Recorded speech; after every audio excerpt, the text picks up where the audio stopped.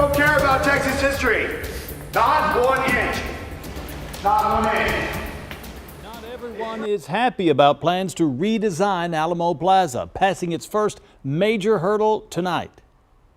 Good evening. The Alamo Citizen Advisory Committee approved all 7 resolutions for the master plan. I'm Jeff Brady. And I'm Sharon Coe. Applauding the move is Texas Land Commissioner George P. Bush, who released this statement in support, saying today's vote by the Citizens Advisory Committee is an encouraging step forward in our effort to preserve and restore the Alamo and its battleground for generations of Texans to come. There is no greater defining symbol of Texas than the Alamo.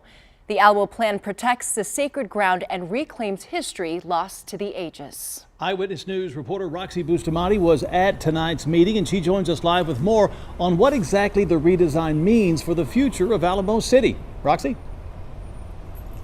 Jeff, supporters say tonight was a step in the right direction, but those who oppose it say that this fight is far from over. Not 1 inch.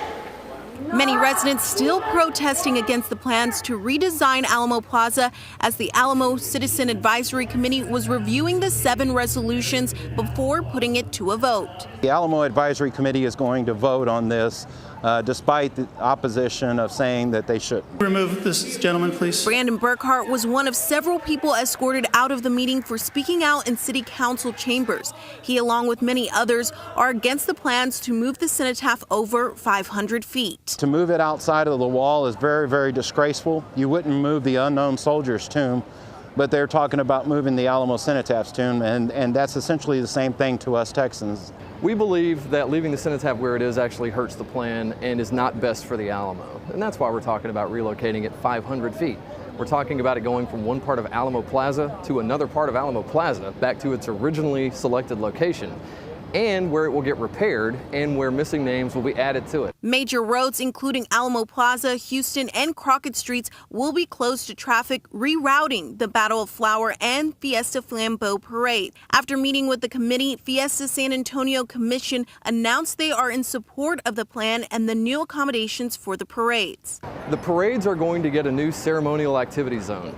That is a very cool concept. What that's going to do is allow the wreath laying to come through where the south gate at the Alamo was, which right now you can't even see. It'll come through that area. They'll be flanked by Air Force cadets. He says what can still possibly change in the plans is what will happen to the buildings on the west side.